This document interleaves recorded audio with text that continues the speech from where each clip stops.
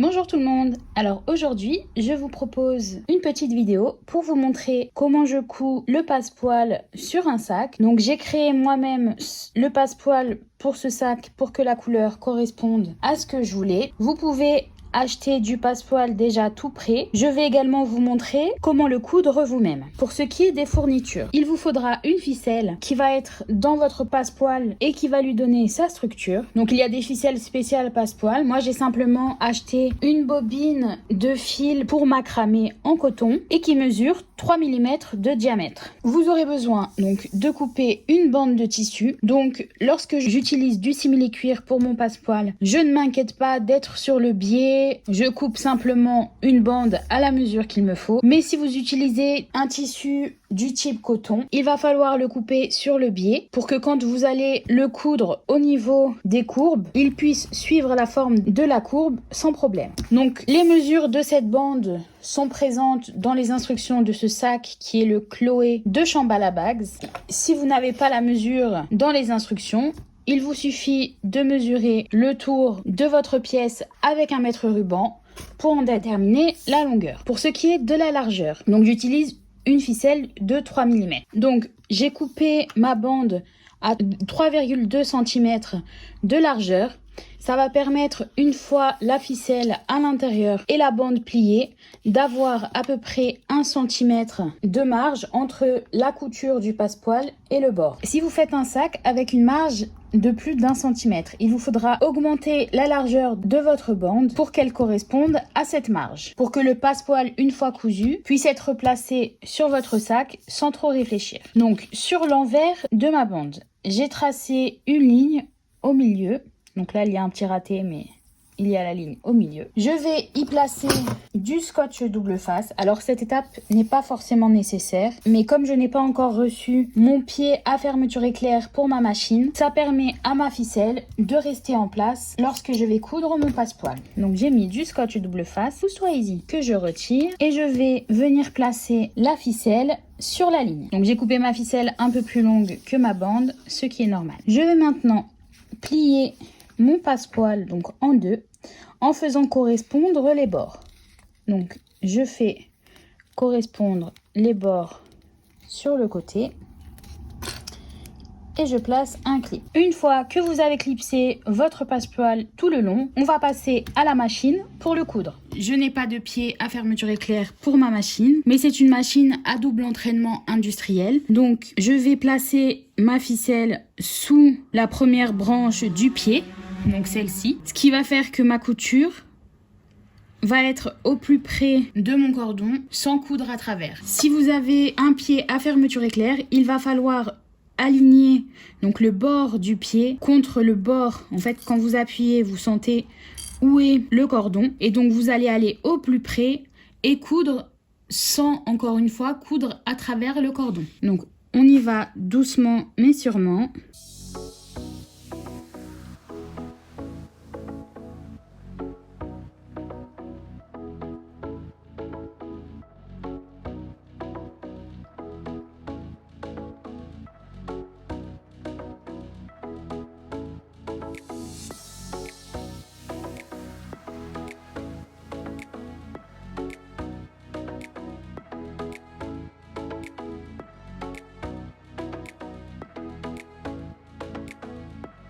Donc mon passepoil est maintenant prêt. Je vais aller le placer sur mon sac.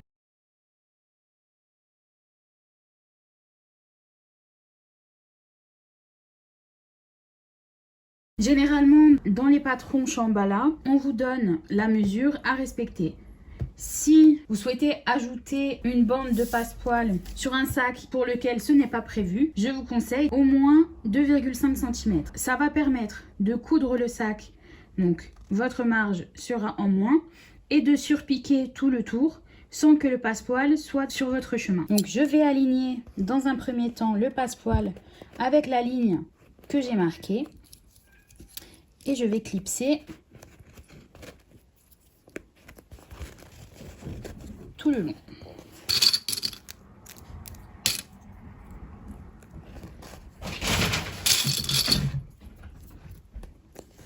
Lorsque j'arrive au niveau de la courbe, Mon passepoil ne veut pas rester à plat. Je vais donc faire des petites entailles sur le côté en ne dépassant jamais la ligne de couture. Ça va permettre,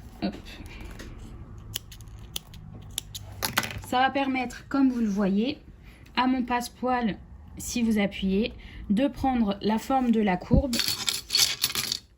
aisément.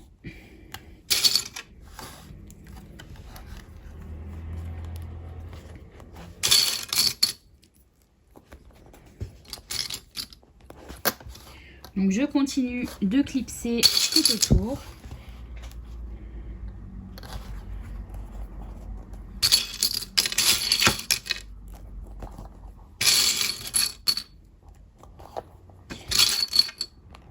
Et lorsque j'arrive au niveau de la deuxième courbe, je vais faire la même chose, c'est-à-dire des entailles dans mon passepoil.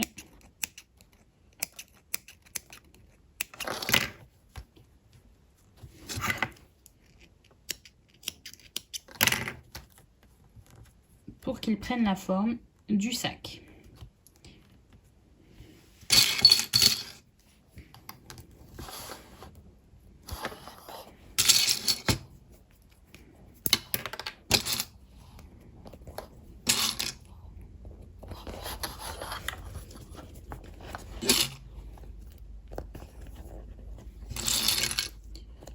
Une fois arrivé de l'autre côté, je vais couper l'excédent, donc tout ce qui est au-dessus de cette ligne, comme ceci. Donc mes deux côtés sont alignés. Je vais maintenant donc enlever le premier clip et donc cette partie de mon passepoil va en fait être à l'extérieur et va venir donc toucher le bord de la ligne.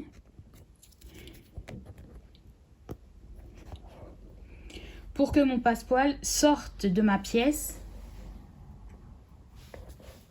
et soit placé proprement. Je vais commencer à coudre par ici.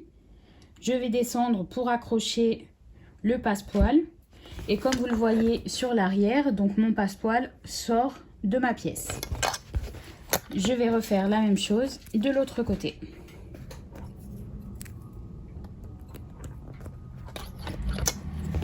On va maintenant passer à la machine pour attacher le passepoil à la pièce. Donc je place ma pièce sous mon pied en tenant fermement avec mon index le passepoil, car si je le lâche, il a tendance à revenir vers l'intérieur de la pièce. Donc je le tiens avec mon index et j'avance.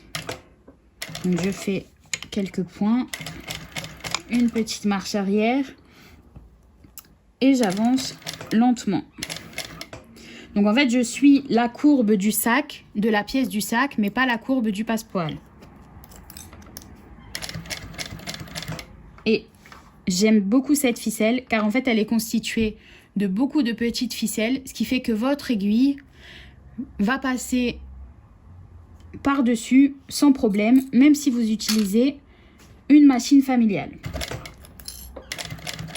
Je suis arrivée maintenant à l'endroit où mon passepoil et la pièce de mon sac sautent au même endroit. Et je continue lentement à suivre la courbe.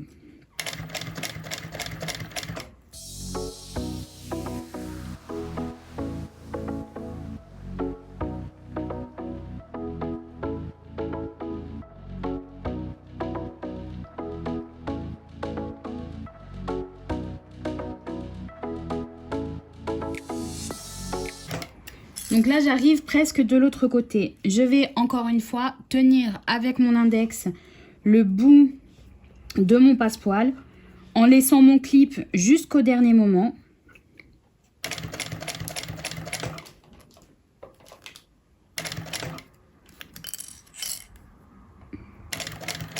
Et je viens donc sortir de mon passepoil pour arriver au niveau de la ligne. Donc mon passepoil est maintenant attaché. Donc vous pouvez le voir sur le côté. Il y a un excédent de passepoil que je vais venir couper. et c'est le même des deux côtés. Maintenant que mon passepoil est attaché, je vais venir sur l'arrière et couper l'excédent sur le côté. Certaines vidéos que je vois, les couturières laissent le passepoil sur le côté. Personnellement, une fois qu'il est attaché, je préfère le couper pour ne pas qu'il me dérange lorsque je construis mon sac. Donc je viens de vous montrer comment installer du passepoil sur un sac qui s'ouvre par le haut. Donc comme celui-ci par exemple. Je vais maintenant vous montrer comment appliquer du passepoil donc en continu. Donc ce sac est un petit sac rectangle, donc il va être fermé tout autour et il y aura une fermeture éclair sur le dessus. J'ai donc ajouté le passepoil en continu tout autour de la pièce principale du sac. J'ai cousu mon passepoil comme dans la première étape de cette vidéo et je vais maintenant vous montrer comment l'appliquer autour de cette pièce. Donc je commence donc à quelques centimètres du centre, je clip et je vais faire comme pour l'autre sac. Je vais clipser tout le long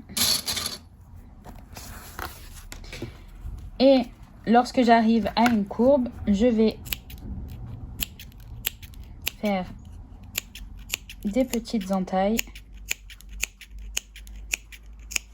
dans mon passepoil pour qu'il prenne la forme de la courbe.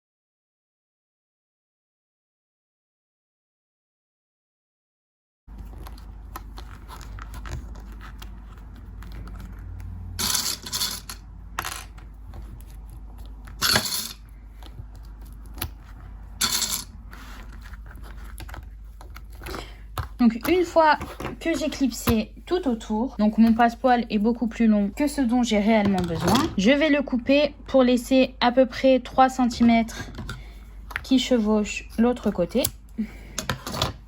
Donc comme ceci. Et je vais enlever donc la couture que j'ai faite.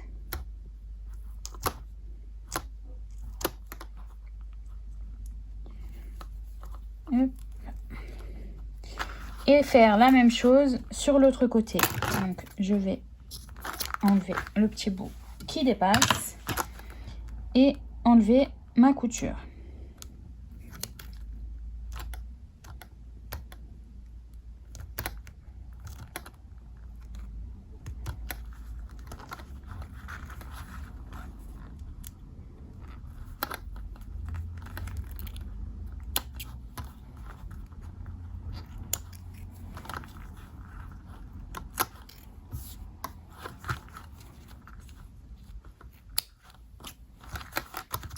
Comme ceci. Et donc je vais couper l'un des cordons. Donc comme j'utilise du scotch double face, c'est un peu plus compliqué, mais au moins je suis sûre qu'il reste en place. Donc je vais couper exactement au niveau où le premier cordon s'arrête. Donc je coupe uniquement la corde intérieure, pas le tissu extérieur. Comme ceci. Donc j'ai ma corde qui s'arrête ici et l'autre qui commence là. Et je vais placer donc le passepoil avec la corde qui va jusqu'au bout dans celui où je viens de couper la corde. Et je vais les faire se chevaucher. Donc un est emprisonné dans l'autre. J'utilise du simili-cuir, donc je n'ai pas à m'inquiéter du bord brut. Si pour votre passepoil, vous utilisez un tissu qui s'effiloche, je vous conseille de plier sur à peu près 6 mm pour ensuite venir placer le deuxième passepoil à l'intérieur et pour ne pas avoir de bord brut au niveau de l'intersection. Donc, je n'ai pas ce problème ici.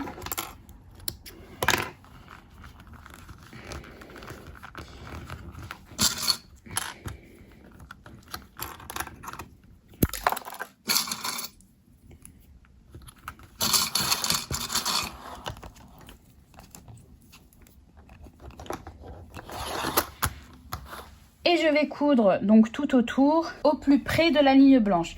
Vu que j'ai décousu en bas, je vais essayer de repasser au même endroit que la couture que j'ai enlevée. Donc je commence juste avant l'intersection. Je viens placer, donc encore une fois, je n'ai pas de pied à passepoil ou à fermeture éclair. Donc je vais caler mon pied à double entraînement sur ma ficelle et venir coudre au plus près. Donc en suivant la ligne de couture blanche de mon passepoil.